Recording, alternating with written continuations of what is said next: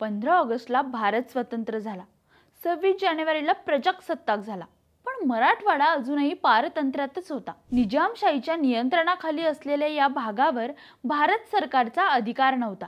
त्यामुळे मराठवाड्याला स्वातंत्र्य मिळवून देण्यासाठी स्थानिक लोकांनी आणि विविध संघटनांनी लढा सुरू केला. 1947 ते 1948च्या दरम्यान हा लढा उग्र झाला. या लढ्यात शेतकरी, महिला, विद्यार्थी आणि सामान्य नागरिक मोठ्या प्रमाणात सहभागी होते. 17 सप्टेंबर 1948 रोजी भारतीय सैन्याने ऑपरेशन पोलो राबवून हैदराबाद संस्थानावर विजय मिळवला. निजामशाही समाप्त झाली आणि मराठवाड्याचा भारतात समावेश झाला. म्हणून 17 सप्टेंबर हा दिवस मराठवाडा मुक्ती संग्राम दिन म्हणून साजरा केला जातो. या दिवशी मराठवाड्यामध्ये ध्वजारोहण करून सार्वजनिक सुट्टी दिली जाते. सांस्कृतिक कार्यक्रमांचं देखील आयोजन केलं जातं. लढ्यामध्ये अनेकांनी बलिदान दिले, त्यांची सुद्धा आठवण जपली जाते. तर मराठवाडा मुक्ती संग्राम लढ्याबद्दल तुम्हाला अजून काय माहिती आहे का?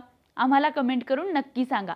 आणि हो, आमच्या इंस्टाग्रामला फॉलो करायला आणि यूट्यूबला सबस्क्राईब करायला विसरू नका.